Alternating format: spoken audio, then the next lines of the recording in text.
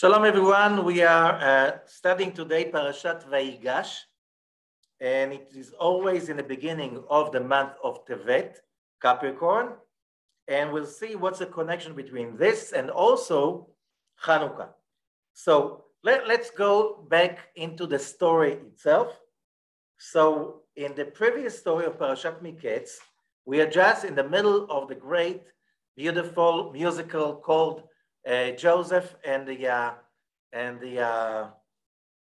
dreams and miracles. Okay, they made a musical out of it, and the story is about Joseph. He was a dreamer. He was a spoiled little kid, and brilliant but spoiled by his father Jacob, and he was the most beloved son. So his brothers can't stand him. They think the guy is like a second Esau. They want to kill him. Finally, they sell him as a slave. He arrives to Egypt. Over there in Egypt, he's being bought by Potiphar, one of the most powerful men in Egypt. And Potiphar realizes immediately, this guy is special. He has a very special background and education. And in no time, Joseph is running the whole business, everything of Potiphar. However, as he becomes the boss of the house, like the CEO of the whole assets and the estates of Potiphar, the wife of Potiphar, she wants him. She makes sure that they're alone at home. She gets him into her bed and he runs away. He's basically risking everything, especially his life, because he cannot betray the morals, the ethics, and the values that he was raised upon. And because of that, he becomes Joseph the righteous. He basically overcomes everything that is logical about his situation, and he connects to an illogical system of ideas and values, and basically he is setting the trail for what does it mean to be righteous, what does it mean to be spiritual, and what the whole Torah is about. But we didn't get the message yet. The story continues that he's now running, when he's in jail, he's running the jail, and over there he meets the wine steward and the baker, Pharaoh's baker, and they have a dream too, and he interprets their dream. And soon enough, the wine steward comes back to his position. And when in the last parasha, Pharaoh has his dreams, the wine steward remembers Joseph. He is brought out of jail and everything is shining for him. And overnight, after 12 years in the pit, he is the strongest person in the world. And more than that, he's making Egypt as the strongest empire in the known world of that time. And then his brothers are coming. When they come, he gets a message that, he knows they're going to come. He knows the whole world is in famine, and sooner or later they will come to buy food in Egypt. And over there, he sets them a trap. He brings them to his palace, blames them for being traitors and spies and so on. And they have no idea what's going on because they're not. And then they start to go through a process of teshuvah because they say all of this is because we are being blamed.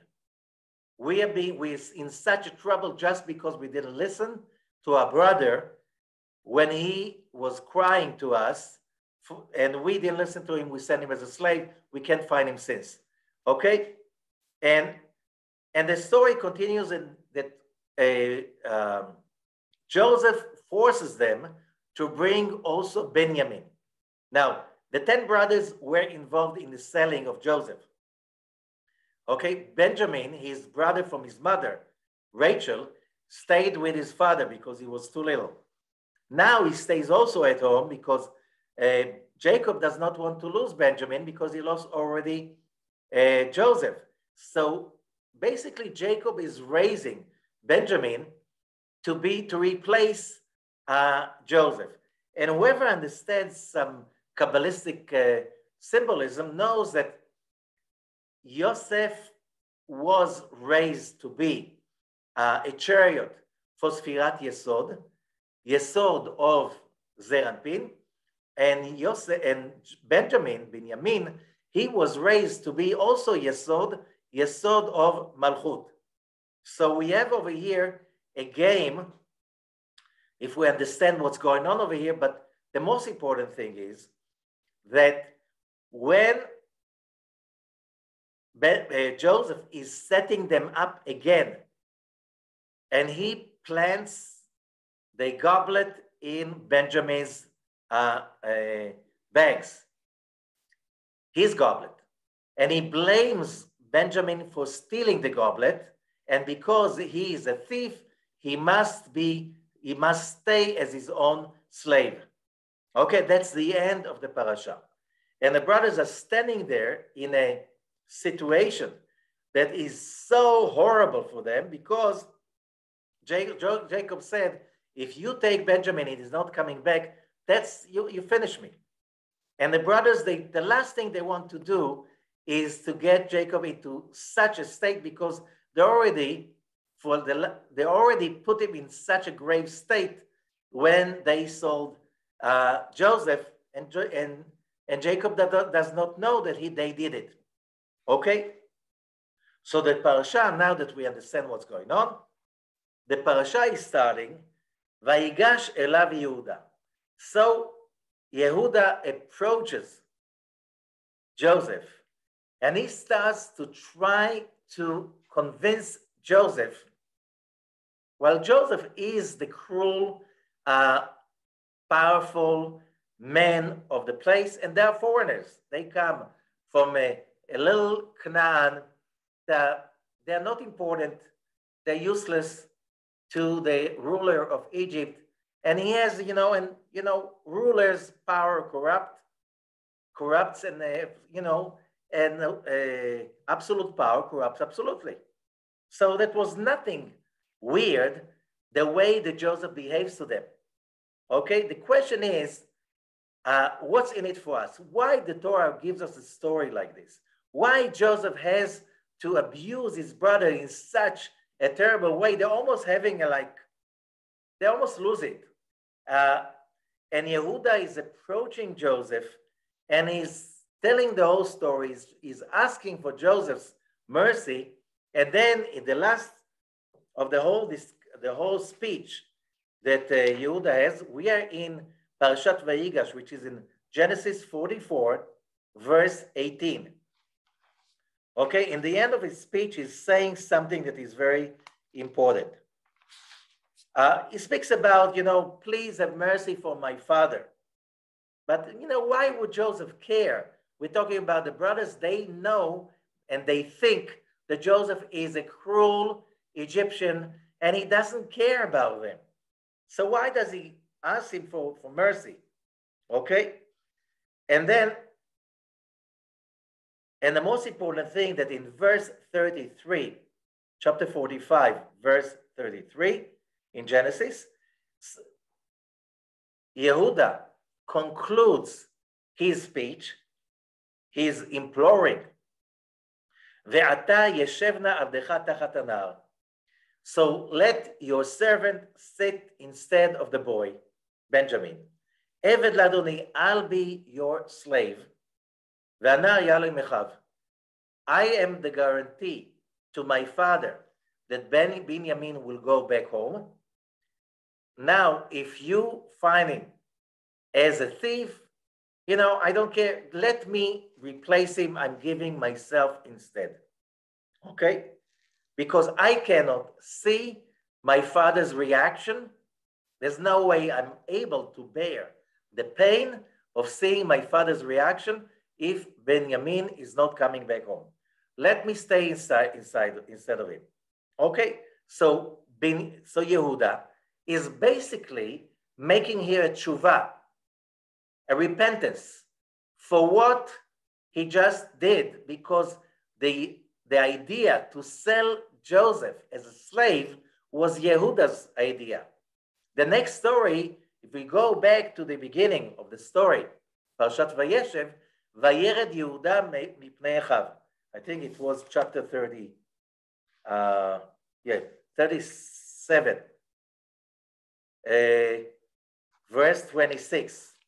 Vayomer Yehuda lechav, and Yehuda said to his brothers, Ma betza ki naog et achenu? What gain do we have if we kill a brother? Lechu nimkeron laIshmaelim. Let's sell him to the Ishmaelites. So it's not, if he's dead, it's not because of us. Okay, and they sold Joseph to the Ishmaelites. And they brought Joseph to Egypt. Okay, that's in Genesis 37, verse 26 and till 28. Okay, so who had the idea to sell Joseph? Was Yehuda. What was the result? His wife died. He had this weird story with Tamar. He slept with his daughter-in-law.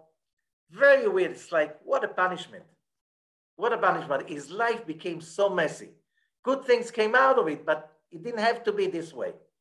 Just because Yehuda simply, instead of really fighting to save Joseph, fighting Shimon and Levi that wanted to kill him, okay, instead of it, he protected him by selling him as a slave.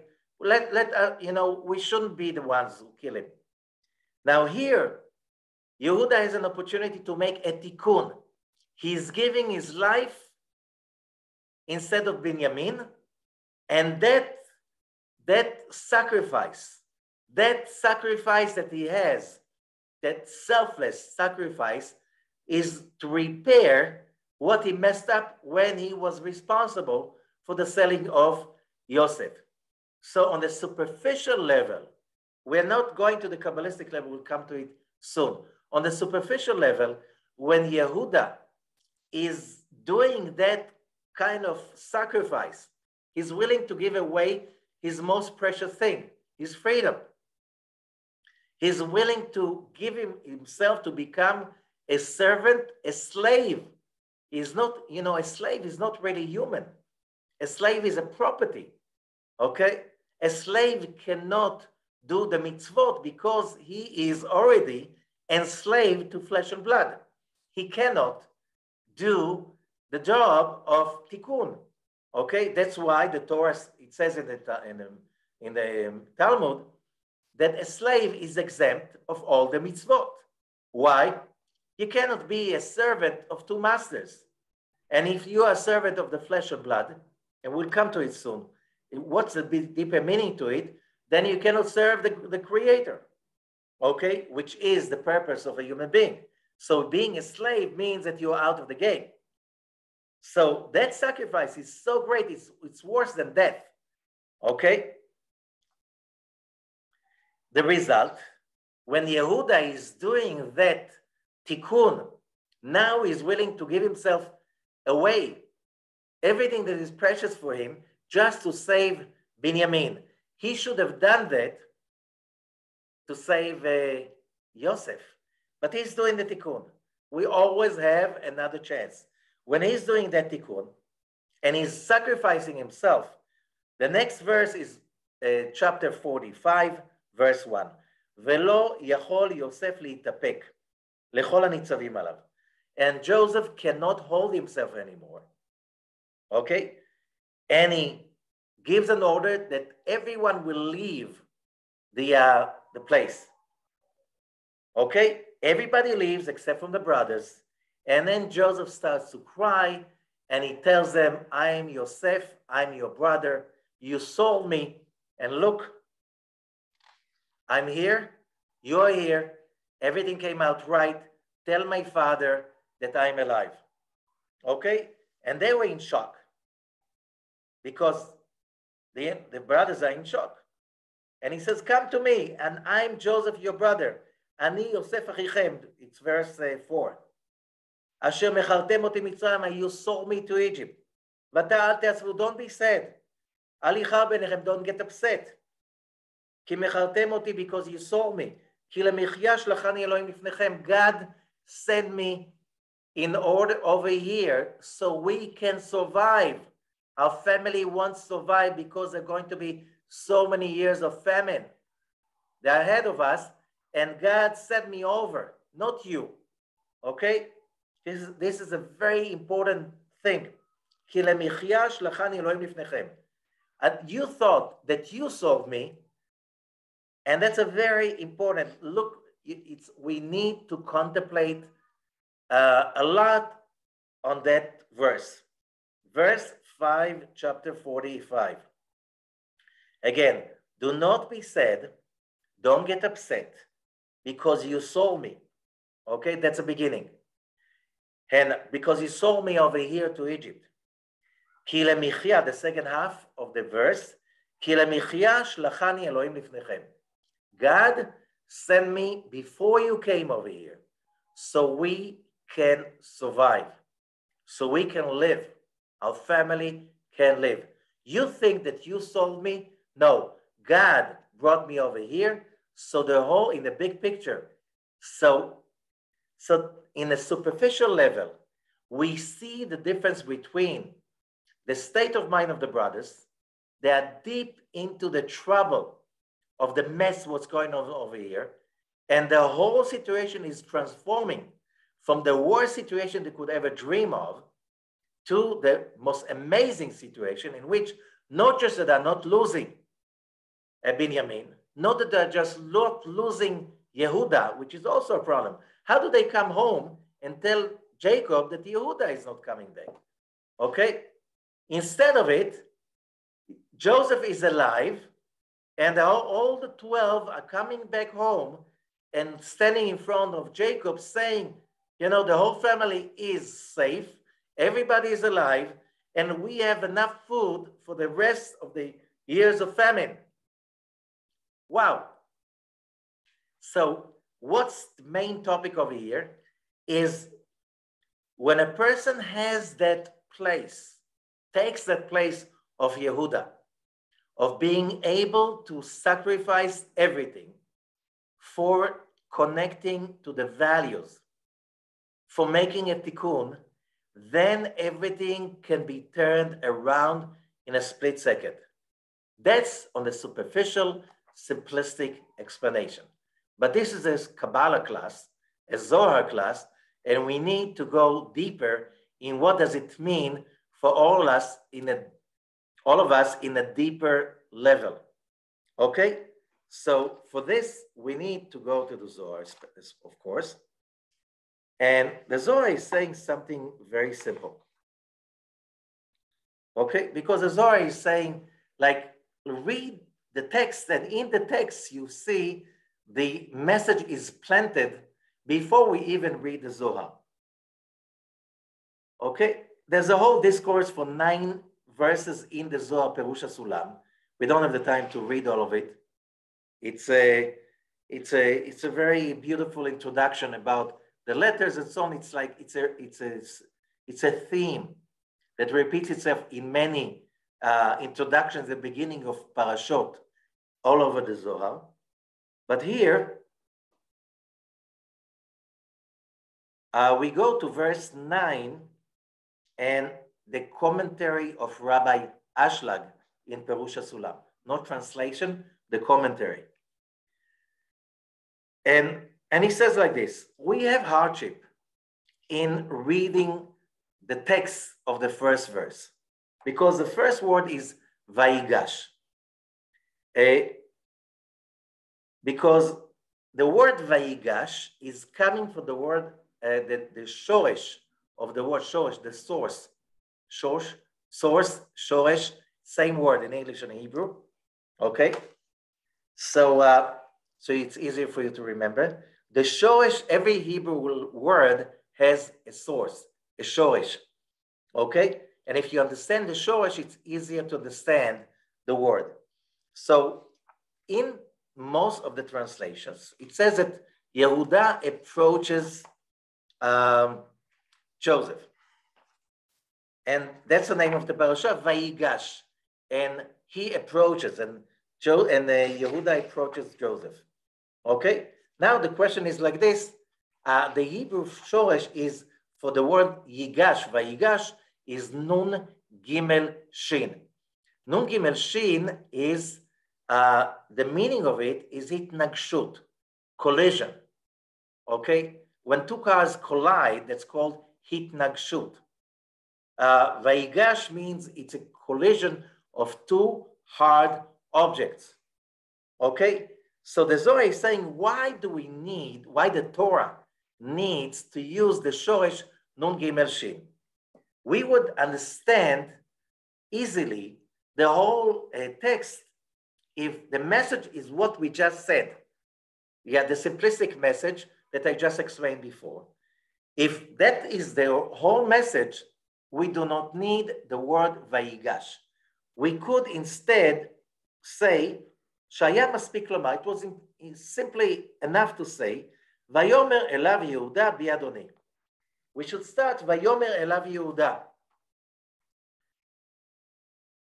And Yehuda said to Joseph, because Yehuda started to speak in the previous parasha, Parashat Miketz.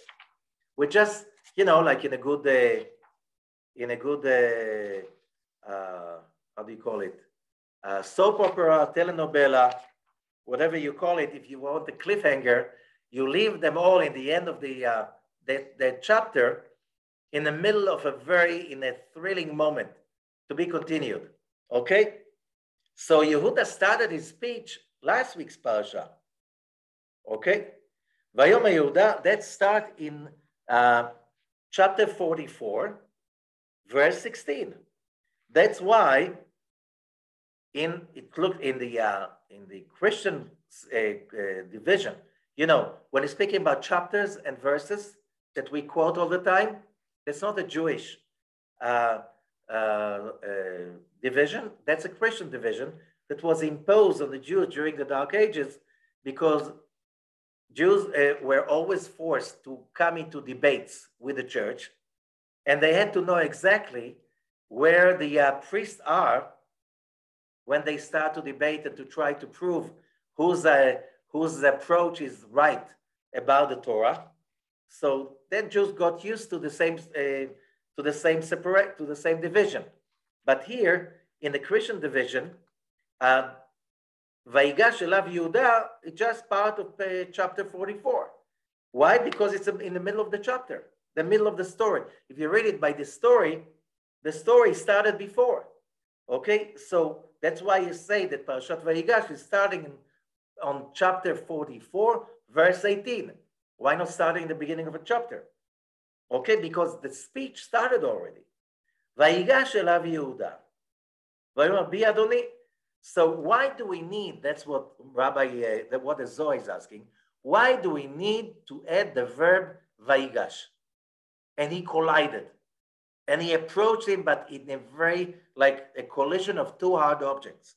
Why do we need to inject that word when it's simply enough to say, Vayomer Elav Yehuda, and Yehuda says to Joseph. And then the whole speech continues. Okay? Any answers? And there's a long discourse, and let me explain what does it mean and how is it connected to Hanukkah, how it's connected to our destiny as humans, as our calling, and how it's connected also to the month of Tevet that we are just starting. Okay? So let's go back to the basic idea of what Hanukkah is about. What Hanukkah is about? The Hanukkah is about a debate between two approaches to life. One is Hellenism, that evolved into the Roman civilization, that evolved into the Western civilization, Christian European civilization, that evolved into what we call the Western civilization. What is the approach? The approach is, and by the way, Western civilization, it's us, it's our culture. We live in that civilization for centuries. And what is that civilization about? It's about perfecting our reality. Okay, what was Hellenism about? It's how to make everything more sophisticated, how to improve our life status, how to improve our pleasure from this world, because it's all about we here just to have more and more pleasure. How do you get more pleasure? One, that you live in a nice home, nice surrounding, nice city, nice establishment, nice society that is organized, and that your brain is developed to a very high sophisticated brain, because if your brain is not developed, you cannot really enjoy life. Because if you're not developed, you cannot understand philosophy, you cannot understand art, you cannot understand theater, and all what life is about developing our life to the utmost so we can enjoy as much as possible from living on earth in the few years we are around. Okay, Hellenism has been developed into the Roman civilization, that basically the Romans conquered the Hellenistic world, but they adopted the Hellenistic civilization, sophistication, all of that became Roman. That took over Europe and later on the rest of the world, and we called it the Western civilization. However, Western civilization went through an evolution. And a few centuries ago, the next stage of the evolution came out. And that was a stage that broke away from religion. Like we're starting with the foundation of the United States of America, the foundation of the Republic in France, and later on the rest of the world, separation of church and state. And basically the ideas were ideas of humanism. And what the ideas of humanism were about, it's about, again, the Hellenistic ideas of developing human life and making them the most enjoyable as possible. And the whole idea was, how do we create that beautiful place? But we have on earth, heaven on earth. Now we have to remember that the beginning of humanism, the people who were dealing with it and broke away from the authoritarianism of the church, which says basically, don't ask, just obey. Obey to your kings, obey to your government, obey to the church, obey to any authorities, religious and not religious. Humanism started with that every human being has the right for happiness. Where is that derived from?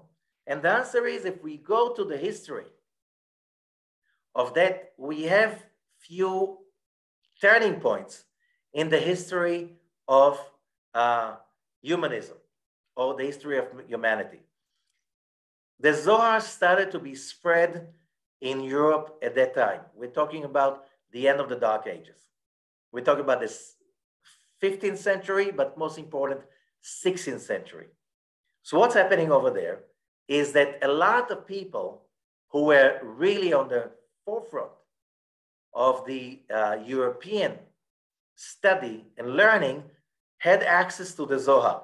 And from that, they started to invent or to develop what we know as modern science and modern thinking. It was still based on one thing, as Leibniz, the father of calculus or modern mathematics, was saying humanity is going to be redeemed from its suffering when everybody studies math, science, and Kabbalah.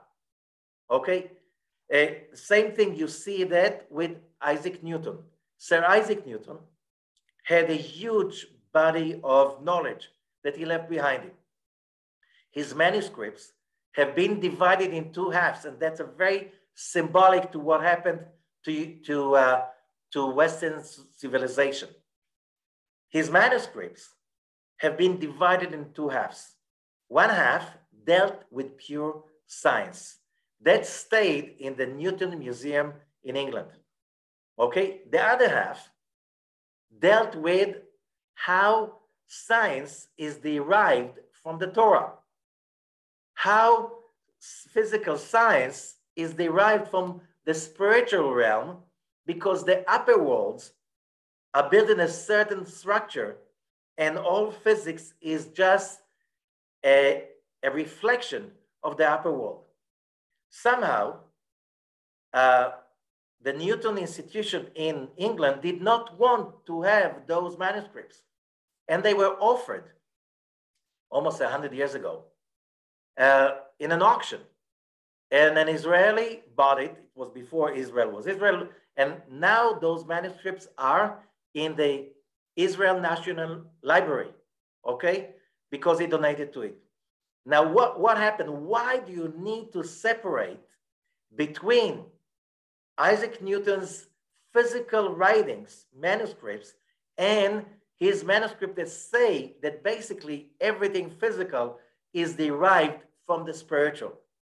Those people, if we're talking about the founding fathers of modern civilization, like Isaac Newton, like Leibniz, like Paracelsus, the father of modern medicine, or let's talk about some others, Leonardo da Vinci, all of them, they saw the connection between, and they came to it through the Zohar. A human being has the right, every human being, for happiness.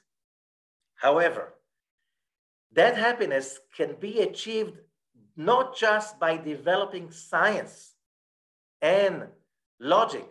You need also to understand that this physical reality cannot be separated from the spiritual dimension of the world. That was the beginning.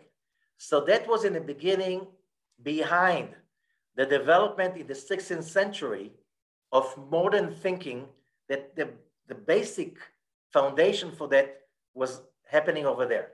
You have to remember also, a big part of the Jewish community of Spain, was the biggest community in the world at that time, has been forced to convert to Christianity. Either the ones who couldn't make it out of Spain by July 30th, 1492, they were forced to convert to Christianity. A big part of them made it out of Spain into Portugal, but then in 1497, all of them were forced to convert to Christianity by the King of Portugal. So those lived in the hiding, and they started to find a way, because they were the brightest minds of Europe at that time. We're talking about people who were the biggest scientists in astronomy, in medicine, in whatever you just name it, okay? And they, as Christians, started, as new Christians, as they were called, they were a big part of the change of the Reformism in Europe, that coming out of the dogma of the Catholic Church, and then we talk about all the new ideas that started to permeate into the Western world. Again, somehow along the line, even the founding fathers of America, they were part of it. Benjamin Franklin, Thomas Jefferson, all of those people had the same idea, science. However, we use science in order to improve our physical condition, but that has to go along with our spiritual condition, because you cannot separate between the two worlds. Somehow, along the generations, the fight between Hellenism and Judaism went another round. And what happens in the last few centuries, little by little, all of those ideas of the spiritual dimension of physics and science were pushed away, and instead of them came the idea that, and we can see the change mostly in the 19th century, and in the 20th century. We are right now coming to the peak in which there's totally a place that, a person's belief system, believing in God is very nice, but it's not useful. It has nothing to do with the physical reality.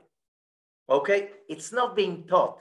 It's being driven away from universities and from the general thinking under the idea of separation of church and state, which means, when America was established and on the dollar it was printed "In God We Trust," that was normal. When you talk about being part of any modern civilization, now speaking about God is something that it's not so much accepted. It's not so much accepted. So not that people are against God, but it's like, it's not part of the speech. It's like you don't want to hurt those people who don't believe in God. That's the excuse. You want to be nice and polite, and believing in God is your own business. Okay? So, but that's not what the Zohar is saying. It's not about believing in God. Believing in God, like, the question is, what kind of God you believe in? There are people who believe in God. In the name of this God, they go and massacre whoever is a non-believer in their eyes. Okay? There's still a lot of people like this around the world. Okay? There are people who still they believe so. There are many, many people in many religions. They don't go out and kill people, but when they speak about Judgment Day, they speak about the day will come and only the believers will be saved and the non-believers will be dead. All of them will be killed. Okay, so they don't go out and kill the non-believers, but they believe that the non-believers, they're basically supposed to die anyway. Okay, I'm not going to kill them, but God is going to take care of it. So do you believe in a God that wants most of his children be dead? And we have a problem with that, especially when you study the Zohar. So the whole world is coming to a world in which everything is so superficial. So that's Hellenism. There's only physical senses and the logic of the senses. And the problem is like this, and I said it a few times. When you go to the UN Happiness Index, okay, and you see how the UN defines a happy country, and and there are many nice things in that Happiness Index. It speaks about support from your society.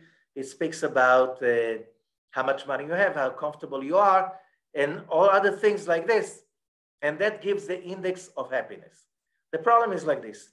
The countries that year after year are on the top 10 of the happiness index, you'll find out that if you go to the index of consumption of antidepressants and suicide rates, those countries are also on the top of that index.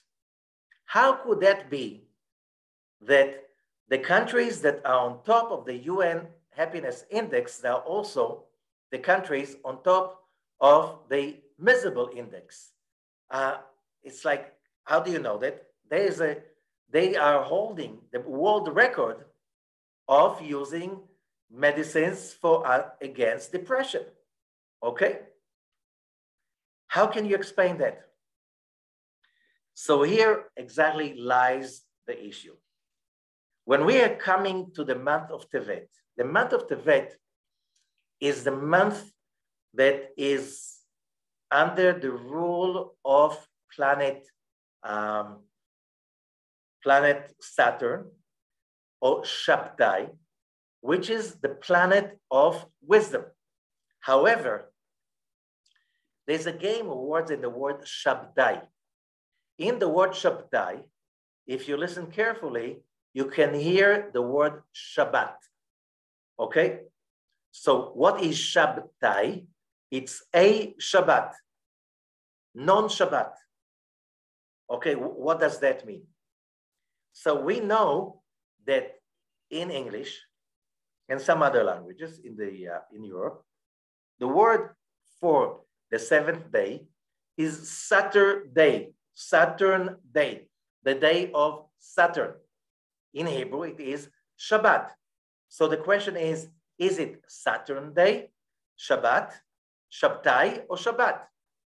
And the answer is, that's when you learn about Shabtai. The planet Shabtai is a symbol of the great wisdom. Is the planet of real great wisdom. What does it mean, wisdom? There are two kinds of wisdom. There's a wisdom of the physical world, the wisdom of the physical world that is focusing on improving your physical situation, which means you use any kind of resource that you have in order to improve your physical comfort. That's exactly the opposite of what planet Shabtai is about. And what the Rabbi Avraham Ben David and other commentators on Sefer Yetzirah, the Book of Formation, say, Shabtai eino chafetz b'inyanei hachomer. The wisdom, the power, the frequency of Shabtai is that Shabtai has no care for the physical comfort, whatever is physical, whatever is materialistic, okay? Which means the moment you focus on the physical wisdom only, what does it mean physical wisdom? If you have any kind of science or resource or money or time, you invest it in order to improve the beauty of your home. You invest it in culture. What does it mean, culture? In your idea, culture means a theater, everything that is just on the plane of indulging the five senses and the logic that is only focused on the needs and the pleasures of the five senses, the body. Okay? What's the problem with that? When planet Saturn is involved, says Sefer Yetzirah, or the commentators of Sefer Yetzirah, but it's spread all over Kabbalistic texts. Planet Saturn, which is the great evil in a way in many astrological texts. I'm not talking about Kabbalistic, but non-Kabbalistic. Why? Because when Saturn comes to the place, Saturn either destroys physicality or delays physicality. It makes it impossible. Like traffic jams, what is one of the symbols of our society? Standing in traffic jams, wasting a lot of time in delays. Okay, this is really Saturn stuff. It's a way that Saturn, abuses us. Why? Oh, you want to improve your physicality only? Okay, I'm going to give it back to you. Saturn destroys the physicality. And when Saturn destroys your sense of security, it shakes you up. Either it destroys your world into a total demise, or you start to realize little by little that you cannot really trust the physical world. You cannot really trust whatever physical, because it will never give you the eternal satisfaction, the lasting fulfillment. Cannot. And then Saturn is the great teacher according to Kabbalah. Why? Because after you give up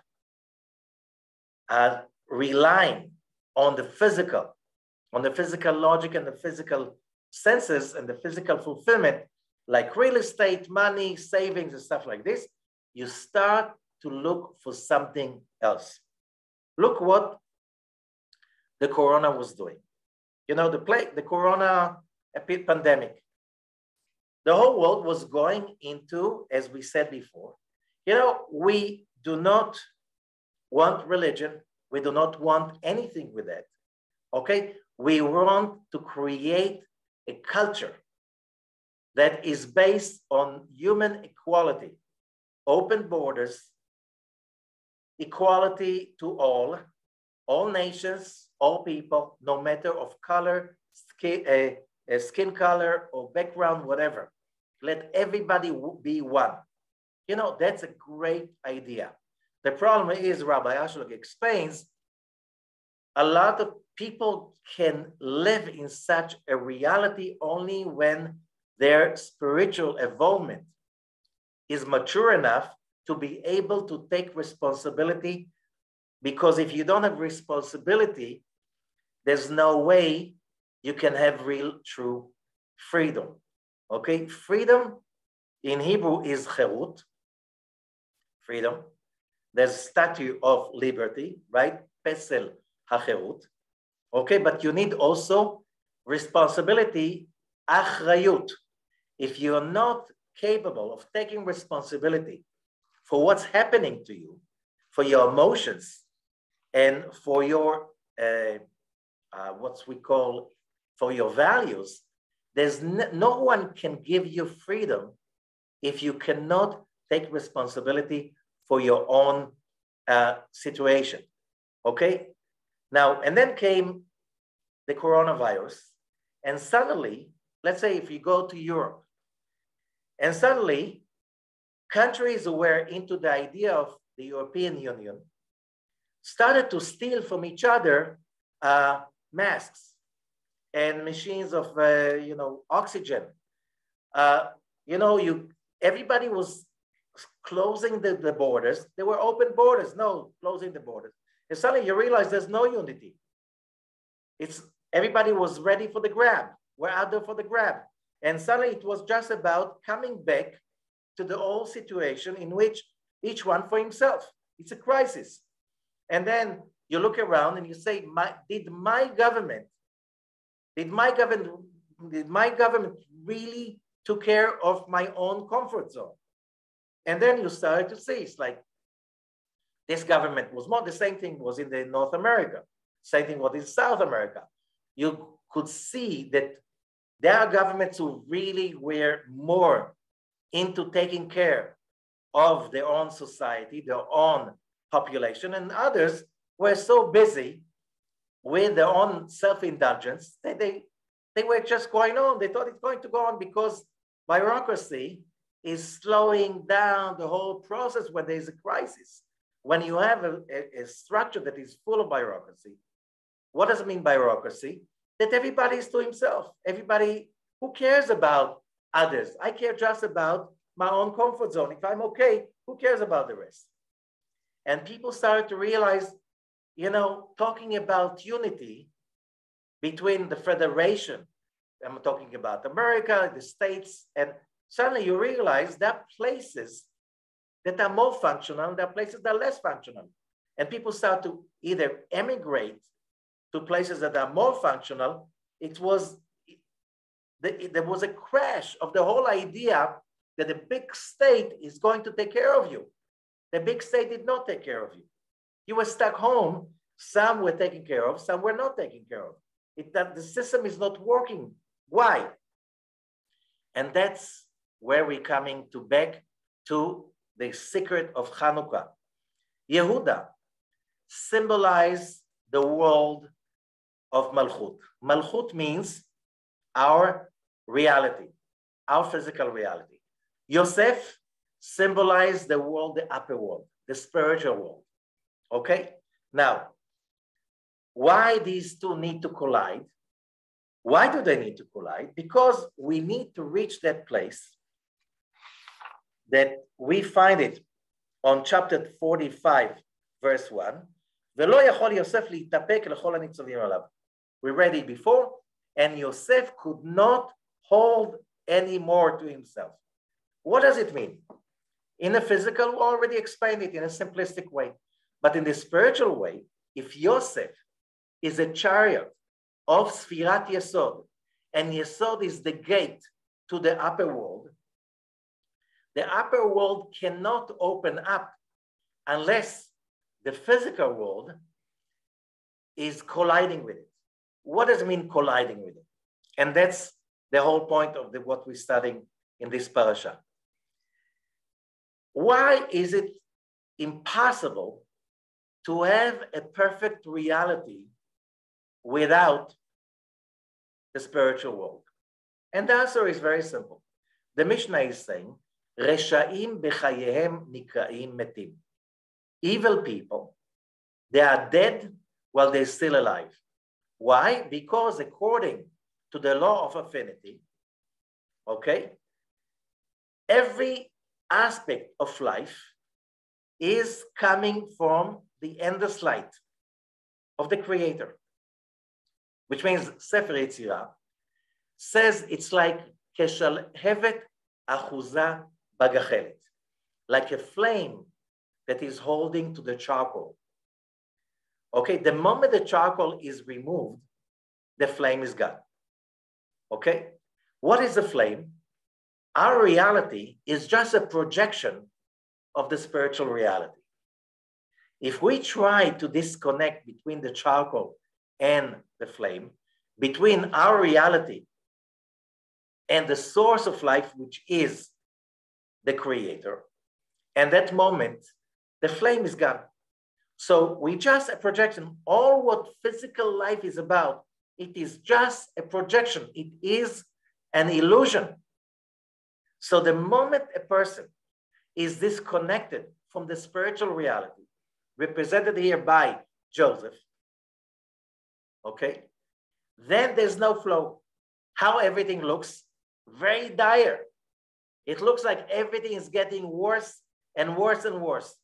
Although, so again, the moment we try to perfect our lives in the Hellenistic way, you know, logic, science, whatever is about it, we use every resource we have just to develop the flame, which is the projection. The projection, the flame is a result. You know, if we're talking about the physical aspect, to understand the parable, it's the flame is not an existence of its own. It is a projection. It is a result of a chemical reaction happening in the charcoal. Okay, so the flame is not a reality of its own, because the moment we eliminate the charcoal, there's no flame anymore.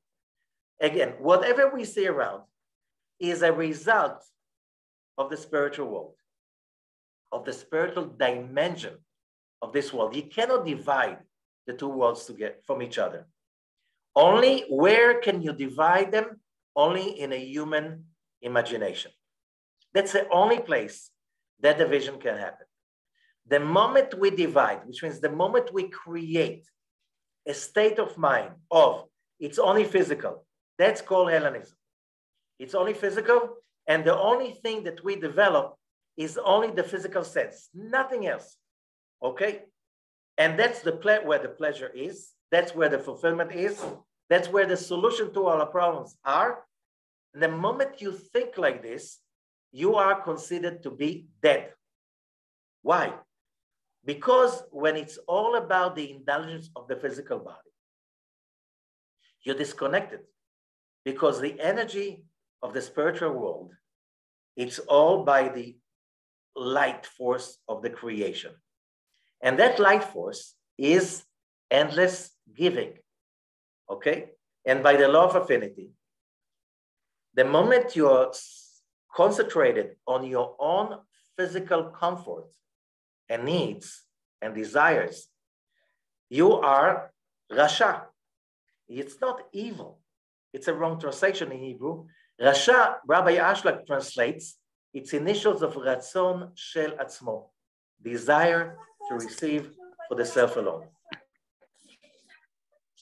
And desire to receive for the self alone is totally disconnected by the law of affinity from the endless light.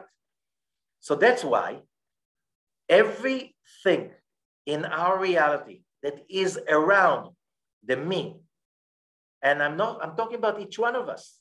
Every part of our life, that it's about selfishness, it's about the me. We are in the lowest level, malchut, but we are down below, disconnected from the source of life. That's called death, okay? Hellenism is completely death. When we develop a civilization that it's all about me, and even if you think about, we spoke about it, communism, when everybody shares with each other, there will be heaven on earth. It didn't work. Why it didn't work? Because you cannot share with others as long as you did not commit yourself to sacrifice your physical body, your physical pleasure, your physical selfishness in order to lift it up and to connect it to the spiritual world. If you don't have that commitment, that's called Vayigash Yehuda. If you're not ready to lift yourself up 24/7, you cannot connect to that eternal fulfillment or any lasting fulfillment. And no wonder that all of those structures, if we're talking about human psychology, human society, human economics, if it's all based on, we said, about just the illusion of keeping the flame and ignoring the charcoal, the source, Saturn will destroy it. And that's why all of these structures are slowly, slowly falling apart. That's part of the evolution. Till humanity awakens, if you're not willing to dedicate yourself, to commit yourself for others, not because it's nice, okay? I mean, you can be very religious and you really think that God will reward only the believers and he wants you and not the others. You don't believe in the real God of Abraham, Isaac, and Jacob. You believe in an idol, okay? You don't believe in an endless God that never changes, that loves everyone unconditionally. And all what we're going through, as what Joseph said to the brothers, don't be upset, whatever we went through, it was for the good. When you understand that there's a bigger picture, when you understand that you have to commit, if you make a salary, to give tithing. If you have time, you just dedicate your time to be there for others. When you are doing your job, you just have to commit yourself beyond the comfort zone for others, because if you don't collide with that physical reality and lift it up 24/7, if you're not aware that you have to connect to the spiritual realm that is there, then the spiritual realm cannot open up to you. And then you continue to find yourself in dire, painful situations that look like there's no solution, dead ends. And you find yourself in a situation that gets more and more complex and messed up. And that's what's happening, that all the great structure that everybody was thinking, during the 60s and 70s and 80s, everything just getting better and better. And finally, the world will become one big happy family. And it's not. Because if you're not, Yehuda, as we said, is our world. But if you're not bringing up to collide with Joseph, which is the spiritual world, if you're not committing all the time to transform every second to selfless help, being there for others, or you light the Hanukkah candles, or you do any mitzvah of giving to others, or any mitzvah from the Torah, just to bring the light of God into this physical world. If you're not aware of it, then the channels do not open up, and then you don't come out from the darkness to the light. And then Saturn, the wisdom, becomes your enemy, which is again, the two kinds of wisdom. There's a wisdom of science, the wisdom of logic and philosophy and psychology, all of it. But if you're not uniting that wisdom with the spiritual realm, that wisdom will be destroyed painfully by Saturn, because you're attaching to the wrong frequency. That frequency is the frequency of death, calamity, destruction, and demise. And that's why we see so many structures that so many years of human effort generated and created, the world democracies, the world order. Okay, everything looks like such a big fake because of not being aware to the other world. And again, could be also, religious Jews. God wants me just to do the mitzvot. I'm not a Kabbalist. I don't need to know what's happening in the upper world. Saturn will destroy it for you too. Okay? It doesn't matter what religion you're part of. The point is that this reality is only a reflection of the real, true reality. And our world, our tikkun as humans, and that's the commitment. And that's the idea of Hanukkah, to bring in the light into every action that we have. And when we have that commitment, then little by little, we start to realize that whatever we go through, it all turns to the good. And the more devotion we have, the more sacrifice of the comfort zone we have, and the more we tire the physical, selfish body and mind into a bigger picture, then we can start to create the real sense of human unity, in which everybody has his own culture, everybody has his own belief system, but everybody is uniting by one thing. We are different branches of the same tree. It's a spiritual tree that branches into the physical world. When you realize that, then you can tolerate different religions, different cultures, different civilizations, and you do not need to change them, because you realize all of them are manifestation of the real tree of life. And that is where the redemption of humanity is lying.